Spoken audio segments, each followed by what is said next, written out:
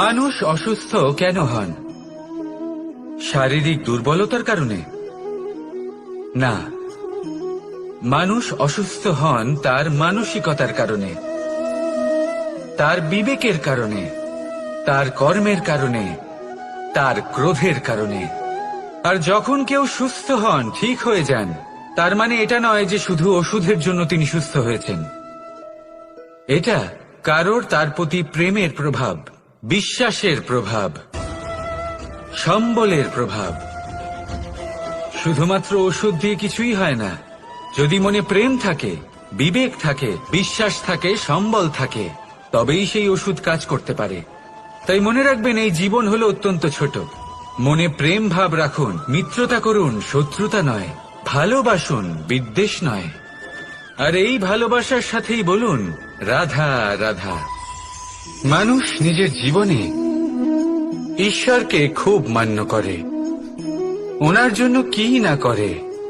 ভিন্ন ভিন্ন নামে তাকে স্মরণ করে, তাকে পুজো করে, তার আরাধনা করে। সে জানে যে ঈশ্বর তাকে শক্তি অবশ্যই দেবেন, তাকে সাহায্য অবশ্যই করবেন। কিন্তু যখন প্রশ্ন আসে গুরু এবং ঈশ্বরের, তখন গুরুর মান কখনো কম হওয়া উচিত নয়। কারণ সত্যি বলতে কি, গুরুই হলেন সেই সিঁড়ি যা বেয়ে আপনি ঈশ্বরের কাছে পৌঁছনোর পথ খুঁজে পাবেন। সেই পথ আপনি গুরুর থেকেই পাবেন। গুরু না থাকলে আপনি কখনো ঈশ্বর লাভ করতেই পারবেন না। আর জীবনে অনেক সময় লক্ষ্যের থেকেও অনেক বেশি গুরুত্বপূর্ণ হলো পথ।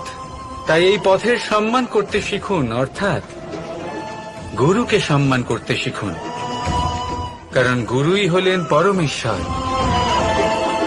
তাহলে আসুন আর আমার সাথে ভালোবেসে বলুন রাধা রাধা। জীবনে এমন কিছু কাজ রয়েছে যা আপনাকে একাই করতে হয়, আর এমন কিছু কাজ রয়েছে যা আপনাকে একসাথে মিলে করতে হয়, একজোট হয়ে, সঙ্গবদ্ধ হয়ে। এবার সঙ্গবদ্ধ বলতে কি বোঝাতে চাইছি? আমি তাদের কথা বলছি না যারা বাস্তবিকভাবে একে অপরের সাথে কাজ করেন। আমি তাদের কথা বলছি যারা একে অপরের থেকে দূরে থেকেও একে অপরকে বিশ্বাস করেন। আমি আগেও বলেছিলাম, সমস্ত বিশ্বের আশা বিশ্বাসেই বসবাস করে, তাই না? তাই যেখানে সমস্ত বিশ্ব আছে, সমস্ত সংসার আছে, সেইখানেই বিশ্বাস রয়েছে। তাই আপনার আশেপাশে এমন দল সঙ্গবদ্ধ করুন যাদের আপনার উপর বিশ্বাস আছে আর যাদেরকে আপনি বিশ্বাস করতে পারেন। তাহলে আসুন আর আমার সাথে ভালোবেসে বলুন রাধা রাধা। মানুষ এক অত্যন্ত বিচিত্র প্রাণী। পরিকল্পনা করে, ষড়যন্ত্র করে, প্রচেষ্টা করে, কাউকে পরাজিত করার চেষ্টাও করে। সাপকে একটা দড়ি মনে করে হাতে চেপে ধরার চেষ্টা করে, কিন্তু একটা কথা বুঝতেই পারে না, সময়ের এই সাপ, এটা হাতে চেপে ধরাই যায় না। আর আপনি যা করবেন তা আবার ফিরে আসবে আপনারই সামনে। দেখুন, এতে কিছুই যায় আসে না যে আপনি কুম্ভকারের পুত্র নাকি কৃষ্ণের পুত্র।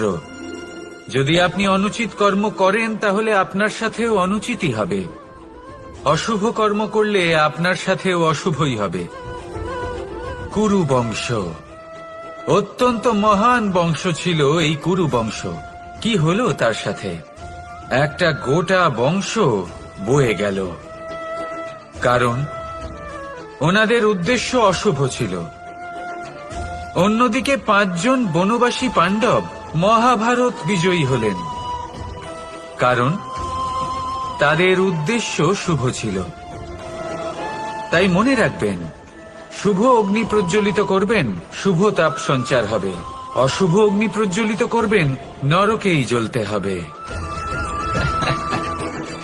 তাহলে আসুন আর আমার সাথে ভালোবেসে বলুন রাধা রাধা। আমরা যে মানুষকে চাই, যাকে আমরা ভালোবাসি, তাকে একটা উপহার অবশ্যই দিতে চাই। এমন এক উপহার যা ওনার ভালো লাগবে, যা শ্রেষ্ঠ হবে, অতি প্রিয় হবে, বহুমূল্য হবে, বা বলতে পারেন মূল্যবান হবে। তাই আমরা কি করি? আমরা বাজারে যাই, তার জন্য স্বর্ণ, আভূষণ, হিরে, মুক্ত এইসব নিয়ে আসি। কিন্তু এটাই কি সর্বশ্রেষ্ঠ উপহার?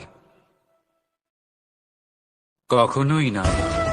সর্বশ্রেষ্ঠ উপহার হল স্বাধীনতা, তাকে নিজের মনের মতো বাঁচার স্বাধীনতা। যদি আপনি কাউকে স্বাধীনতা না দিতে পারেন, তাহলে সে কোথাও না কোথাও বন্দী হয়ে যায়, তার বিকাশ কোথাও না কোথাও আটকে যায়। কিন্তু যদি আপনি কাউকে স্বাধীনতা দিতে পারেন, তাহলে আপনি দেখবেন ও সমস্ত সংসারকে, এই জীবনকে নিজের দৃষ্টিভঙ্গি দিয়ে দেখবে, বুঝবে যে কোনটা হলো উচিত আর কোনটা হলো অনুচিত। আর এটাই হলো সর্বশ্রেষ্ঠ। আর এবার যদি কাউকে স্বাধীনতার মাধ্যমে এত বড় একটা শক্তি দিতে পারেন, তাহলে আপনি আমাকে বলুন, এর থেকে বড় উপহার আর কি হতে পারে? আসুন আর আমার সাথে ভালোবেসে বলুন, রাধা রাধা। আপনার জীবনে আপনার প্রকৃত বন্ধু আসলে কে? আপনার সব থেকে শ্রেষ্ঠ মিত্র আসলে কে? তিনি যিনি সময় এলে পরে আপনাকে সাহায্য করেন, নাকি তিনি যিনি সময় এলে পরে আপনাকে অর্থ দেন? দেখুন, আমরা হলাম মানুষ, আমাদের জীবনে লেনদেন চলতেই থাকে। এটা আমাদের জীবনের অভিন্ন অংশ। কিন্তু অনেক সময় এমন হয় যে আমরা তাকেই নিজের প্রকৃত বন্ধু বলে মনে করি, যিনি আমাদের একটা বহুমূল্য উপহার দেন, ঠিক কিনা? এবার আপনার জীবনে সেই বহুমূল্য উপহার কোনটা, ওই অমূল্য মিত্র আসলে কে, সেই সিদ্ধান্ত হলো আপনার। কিন্তু যদি আপনি আমাকে জিজ্ঞেস করেন, তাহলে আমার মতে স্বর্ণ, হিরে, মুক্ত, ধন এগুলো বহুমূল্য নয়। বহুমূল্য হলো সঙ্গ, যখন আপনি একা হয়ে যাবেন; সময়, যখন আপনার তাকে প্রয়োজন হবে; সমর্পণ, যখন আপনার বিশ্বাসের প্রয়োজন পড়বে। যে মানুষ আপনার প্রতি এই 3 গুণ প্রদর্শন করেন, যিনি আপনার কঠিন সময়ে আপনাকে অবশ্যই সঙ্গ দেবেন, যখন আপনার প্রয়োজন পড়বে আপনাকে অবশ্যই সময় দেবেন, আপনার প্রতি সম্পূর্ণ সমর্পিত থাকবেন, সেই হলো আপনার আসল মিত্র, সেই হলো আপনার প্রকৃত বন্ধু। কারণ সত্যি বললে, বন্ধুত্বের অর্থই হলো নিজেকে সম্পূর্ণরূপে কারোর কাছে সমর্পণ করে দেওয়া। তাই আপনার সেই বন্ধুর জন্য নিজের প্রাণ উজাড় করে দিন, আর ভালোবেসে বলুন, রাধা রাধা। পিতা আর পুত্রের সম্পর্ক অত্যন্ত মধুর হয়ে থাকে। পিতা স্বপ্ন দেখেন, তাকে পূর্ণ করার সকল সম্ভাব্য চেষ্টা করেন, কিন্তু তাও অনেক সময় ওনার স্বপ্ন অপূর্ণ থেকে যায়।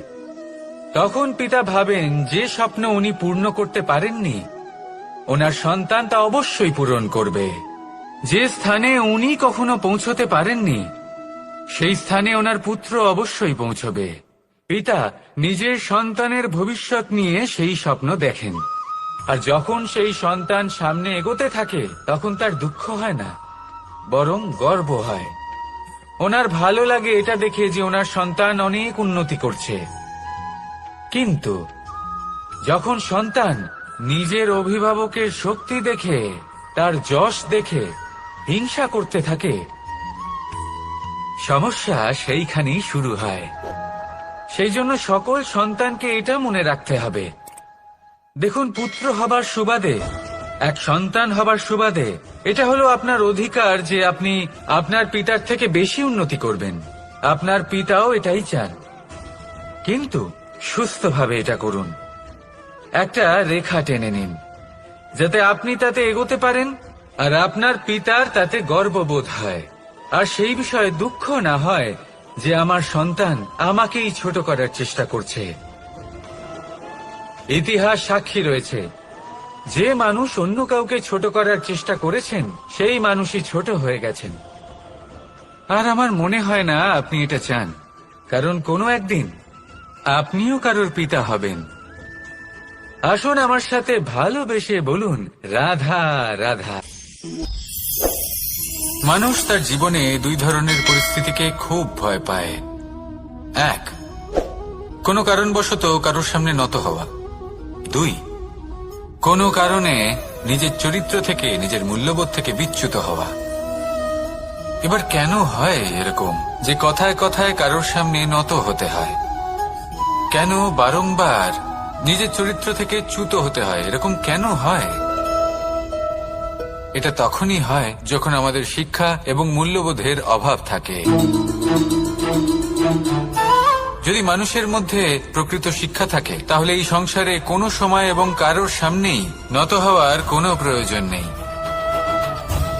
যদি মানুষের মধ্যে মূল্যবোধ থাকে তাহলে তাকে নিজের মূল্যবোধ বা চরিত্র থেকে বিচ্যুত হতে হয় না, তা সে যাই হয়ে যাক না কেন।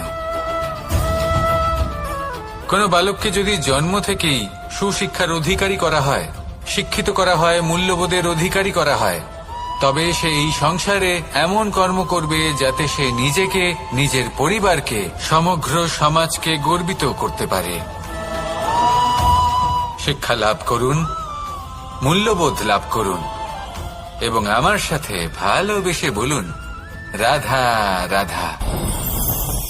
এই সংসারে কোনো বস্তু হোক বা ব্যক্তি হোক, তার একার গুরুত্ব কিন্তু খুব বেশি নয়। একটা উদাহরণ হিসেবে বৃষ্টির ফোঁটাকে ভেবে দেখুন।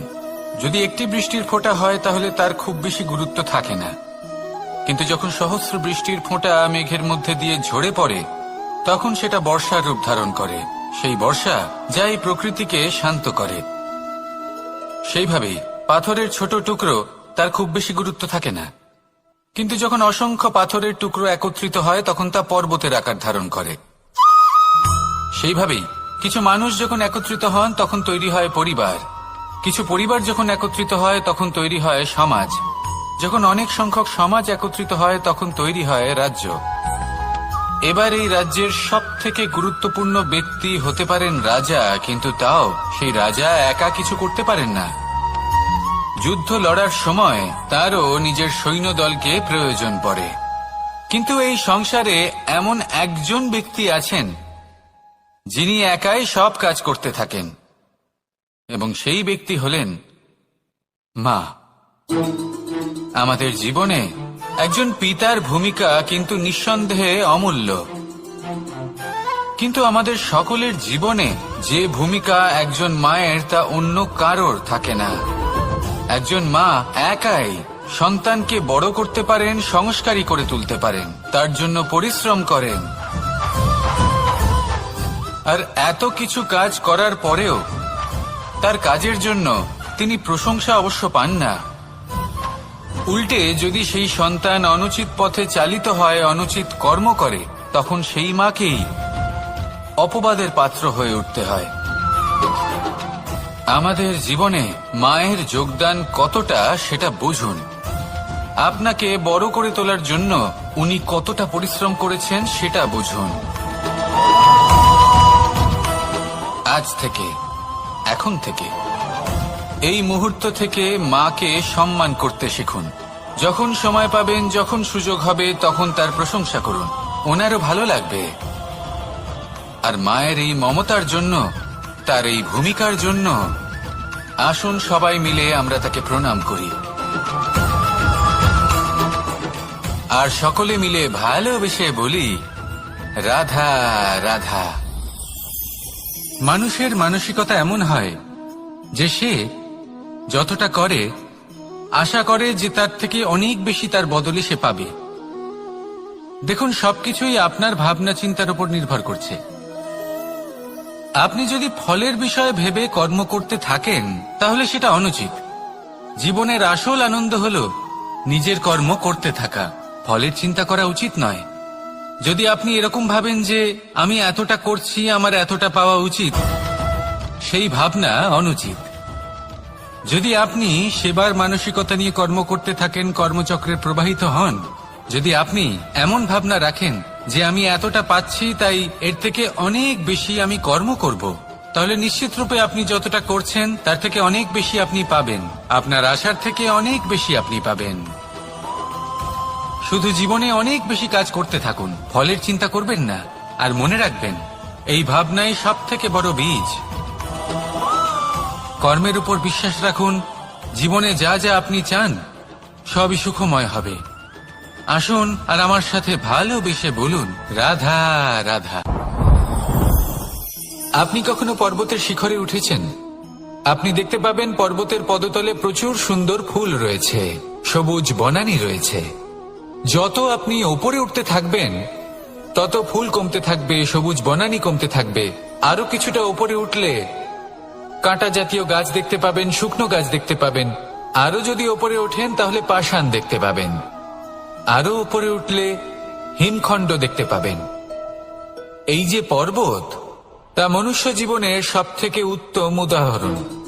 মানুষ যখন সাফল্যের শিখরে পৌঁছতে চান, মহানুভবতার শিখরে পৌঁছতে চান, পথে যত আস্তে আস্তে উপরে উঠতে থাকেন, ততই ভৌতিক বস্তু তার থেকে বিচ্ছিন্ন হতে থাকে। যদি তিনি সেই ভৌতিক বস্তুগুলি ত্যাগ না করতে পারেন, তাহলে কখনোই সেই স্থানে পৌঁছতে পারবেন না।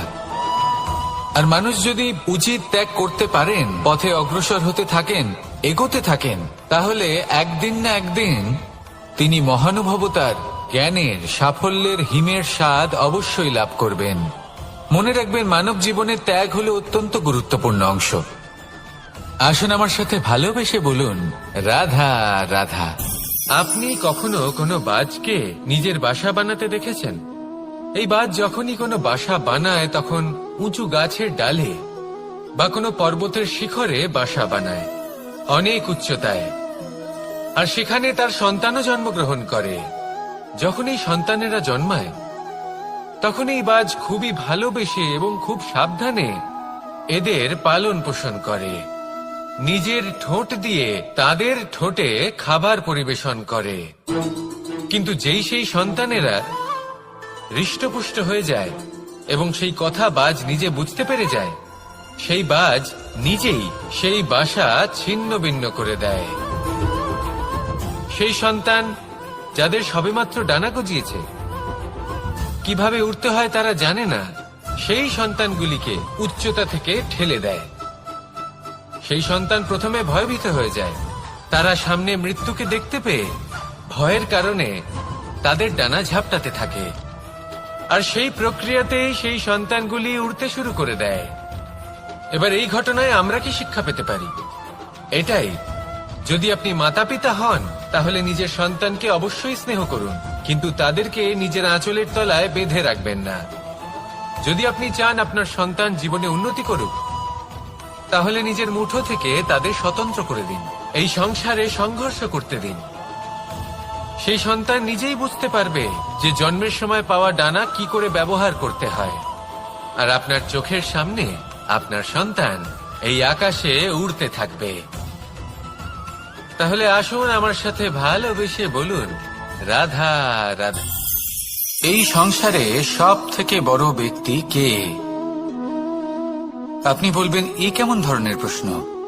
কিন্তু এটা হলো সব থেকে উচিত প্রশ্ন। কেউ এর উত্তর দেবে যে সেই মহাপ্রতাপী রাজা, তিনি হলেন সব থেকে বড় ব্যক্তি, সেই বড় রাজনীতিবিদ, তিনিই সব থেকে বড় ব্যক্তি। আমি আপনাকে জানাই যে সংসারের সব থেকে বড় ব্যক্তি হলেন তিনি, যার সাথে দেখা করলে আপনি নিজেকে ছোট মনে করবেন না। কোন ব্যক্তি যিনি সব থেকে বেশি শক্তিশালী, আপনি যদি তার সামনে যান, তাহলে উনি আপনার অন্তরের শক্তিকে বাইরে বের করে আনবে। আপনার অন্তরে লুকিয়ে থাকা শক্তিকে জাগ্রত করতে প্রেরণা প্রদান করবে। তিনি হলেন বড় ব্যক্তি, তিনি হলেন মহান ব্যক্তি। তিনি নন যিনি নিজের বল এবং ঐশ্বর্য দ্বারা আপনাকে তার সামনে ছোট প্রমাণ করবেন। এবং সেই জন্য মহাদেব আমার আরাধ্য হলেন আমার খুব প্রিয়। কারণ রাজা হোক বা ফকির, কেউ যদি ওনার সামনে যান, তাহলে সে নিজেকে ছোট মনে করেন না। আপনিও যদি জীবনে অনেক বড় হতে চান, তাহলে কাউকে কখনো নিজেকে ছোট মনে করতে দেবেন না। তার অন্তরে বড় হয়ে ওঠার প্রেরণা প্রদান করুন। আসুন আমার সাথে ভালোবেসে বলুন, রাধা রাধা। সূচের শেষে একটি ছিদ্র থাকে, যার দ্বারা আমরা এই সুতো পরাতে পারি। আর তারপর সূচের সাহায্যে এই সুতো দিয়ে বস্ত্র সেলাই করা যায়। কিন্তু যদি সুতোটা সোজা করে ধরা না হয়, তাহলে সূচে কখনো এই সুতো পরানোই সম্ভব নয়। যদি এতে কোনো গিঁট পড়ে, তখন তা কখনোই এই ছিদ্র দ্বারা প্রবেশ করা সম্ভব নয়। ঠিক এইভাবেই যদি আপনি কারোর জীবনে প্রবেশ করতে চান, কারোর অন্তরে প্রবেশ করতে চান, তাহলে আপনাকেও সহজ থাকতে হবে। এতে কোনো গিট থাকলে চলবে না, অর্থাৎ মনে যাতে কোনো মালিন্য না থাকে, যেন কোনো কুচিন্তা না থাকে। যদি এসব থাকে তাহলে আপনি কখনো কারোর জীবনে প্রবেশ করতে পারবেন না। আর যদি কোনোভাবে আপনি প্রবেশ করেও যান তাহলে তার মনে ঘর করতে পারবেন না। নিজেকে এই সুতোর মতন করে তুলুন, সহজ। মনে যেন কোনো কুচিন্তা না থাকে, সবার প্রতি যেন সদ্ভাবনা থাকে, শুভ চিন্তা থাকে। এমনটা করতে থাকুন। এমন একটা দিন আসবে যেদিন এই সমস্ত সংসারের ব্যক্তির মনে আপনি বাস করবেন, আর তখন এই মন প্রসন্ন হয়ে বলবে, রাধা রাধা। কথায় আছে যে এমন কোনো অক্ষর নেই যার দ্বারা কোনো মন্ত্র হয় না, এমন কোনো বনস্পতি নেই যা নিজেই একটা ঔষধি নয়, পৃথিবীর এমন কোনো ব্যক্তি নেই যার মধ্যে কোনো যোগ্যতা থাকে না। শুধু প্রয়োজন হলো যে ব্যক্তিকে আমরা খুঁজে চলেছি তাকে সঠিকভাবে চিনে নেওয়া। যদি তার যোগ্যতা, তার বিশেষত্ব আমরা বুঝতেই না পারি, তাহলে আর লাভ কি রইল? এই সংসারে এমন অনেক ব্যক্তি রয়েছেন যারা ছোট ছোট অসফলতার কারণে আপনাকে এটা বলে দেবে যে আপনি কোনো কাজের নন, আপনি হলেন মূর্খ, আপনি কিছুই করতে পারবেন না। এইসব কথায় কখনোই বিশ্বাস করবেন না, কারণ আপনি এবং প্রত্যেকটি জীব এই পরমাত্মা এবং এই প্রকৃতির সৃষ্টি, যা অত্যন্ত বিশেষ। যদি আপনাকে উদাহরণ দিই তাহলে একদিকে আছে তরোয়াল, একটা বড় লম্বা তরোয়াল, যার দ্বারা যুদ্ধ করা যায়, জয়লাভ করা যায়। আর অন্যদিকে রয়েছে একটা ছোট্ট সূচ, কিন্তু যে কাজ একটা ছোট্ট সূচ করতে পারে তা একটা তরোয়াল দ্বারা সম্ভব নয়। এর অর্থ হলো এটাই যে প্রত্যেকটা রচনা অত্যন্ত অমূল্য এবং অত্যন্ত বিশেষ হয়। তাহলে বিশ্বাস রাখুন যে আপনি অত্যন্ত বিশেষ একজন, আর প্রেমের সাথে বলুন, রাধা রাধা। এটা হলো ধান গাছ। এর থেকে যে চাল উৎপন্ন হয় তা মানুষ গ্রহণ করেন। আর এটা কি? এ হলো জংলি ঘাস। একবার ভেবে দেখুন, যদি এই জংলি ঘাস ধান গাছের আশেপাশে থাকে তাহলে কি হবে? ধান উৎপন্ন হতে পারবে? তা উৎকৃষ্ট হতে পারবে? আমরা কি তা গ্রহণ করতে পারবো? কখনোই নয়। এই জংলি ঘাস ধানকে নষ্ট করে দেবে, কিন্তু নিজে জীবিত থাকবে। এটাই হলো আজকের শিক্ষা। এই সংসারে যদি আপনি নীতির পথে চলতে চান, উচিত কর্ম করতে চান, সংসারকে সেবা করতে চান, তাহলে জংলি ঘাসের মতো ব্যক্তিদের থেকে সবসময় দূরে থাকতে হবে। সেই ব্যক্তি যারা দুর্নীতি এবং মিথ্যা দ্বারা পরিপূর্ণ, যাদের ব্যবহার অশুভ, যাদের অনেক অশুভ গুণ রয়েছে, তারা সঠিক নয়। সেই সকল ব্যক্তি যাদের চরিত্র অত্যন্ত দুষ্ট হয়, তারা হয় শুভ চরিত্রের ব্যক্তিকে একদম নষ্ট করে দেয়, নয় নিজের মতো বানিয়ে তোলে। তাই যদি আপনি নীতির পথে চলতে চান, এই সংসারের জন্য শুভ কর্ম করতে চান, তাহলে সেই সঙ্গ লাভ করুন যে সঙ্গ জ্ঞানে পরিপূর্ণ, যাদের মধ্যে অনেক গুণ আছে, যাদের থেকে প্রতিদিন কিছু শিখতে পারবেন। এমন ব্যক্তির সাথে জীবন অতিবাহিত করুন, দুরাচারীদের থেকে দূরে থাকুন। তবেই এই মন প্রসন্ন হয়ে বলবে, রাধা রাধা। পঞ্চতত্ত্বের মধ্যে দ্বিতীয় তত্ত্ব হল ধরণী, ভূমি, যাকে আমরা ধরণী মাতা বলি। এই ধরণী ধৈর্য ধারণ করে, আর এর ওপরেই আমাদের সমগ্র সংসার নির্ভরশীল। কারণ এই ভূমি সহ্য ক্ষমতা রাখে, এর সহ্য ক্ষমতা হল অপরিসীম। সন্তান যতই আঘাত প্রদান করুক না কেন, প্রেম পূর্বক সহ্য করে, আর তার বদলে অমূল্য রত্ন প্রদান করে। সন্তান যদি হাল চালায়, তাহলে তার বদলে তাকে অন্ন প্রদান করে। এটাই হলো ধরণী। এবার এর থেকে আমরা কি শিক্ষা পেতে পারি? এটাই যে কারোর জন্য কিছু করা বা কাউকে কিছু দেওয়া মনে কোনো কামনা ছাড়াই। আর এই কথাটা বুঝে যান, যদি কারোর জন্য কামনা না রেখে বা কোনো পাওয়ার আশা না রেখে কারোর জন্য কিছু করেন বা কারোকে কিছু দেন, যদি এটা আপনি শিখতে পারেন, তবে আপনি ভালোবাসতে শিখে গেছেন। আর সেই জন্যই এই ধরিত্রীকে মাতা বলা হয়, কারণ মাতা শুধু উনি নন যিনি গর্ভে সন্তানকে ধারণ করেন, মাতা তো উনিও যিনি জীবন বাঁচতে শেখান, যিনি জীবন বাঁচার উদাহরণ প্রদান করেন। তাহলে ধরনীর থেকে এই নিঃস্বার্থ ভাব শিখুন, নিঃস্বার্থ ভালোবাসা শিখুন, আর এই ভালোবাসার সাথেই বলুন রাধা রাধা। এই সংসারে আমরা প্রকাশ কোথা থেকে পাই? এর উত্তর বড়ই সরল। ভোরে যখন সূর্যোদয় হয় তখন প্রকাশের কিরণ আমাদের ঘরে এসে পৌঁছয়। এইভাবেই আমরা প্রকাশ লাভ করি। এবার এই প্রকাশের আলোতেই আমরা সারাদিনের কাজ সম্পন্ন করি। সন্ধে হয়ে যায়, সূর্যাস্ত হয়ে যায়, আর আমাদের ঘর যাতে অন্ধকার না হয় তার জন্য আমরা একটা প্রদীপ প্রজ্বলিত করি। এটাই ঘটে আমাদের জীবনেও। এবার প্রবাহমান আয়ুর সাথে আমরা আমাদের অন্তরে যদি একটা প্রদীপ প্রজ্বলিত করে নিই তাহলে বিষয়টাই অন্যরকম হবে। এবার আপনি বলবেন কোন প্রকাশের কথা বলছি যা আমাদের অন্তরে জাগ্রত করা সম্ভব?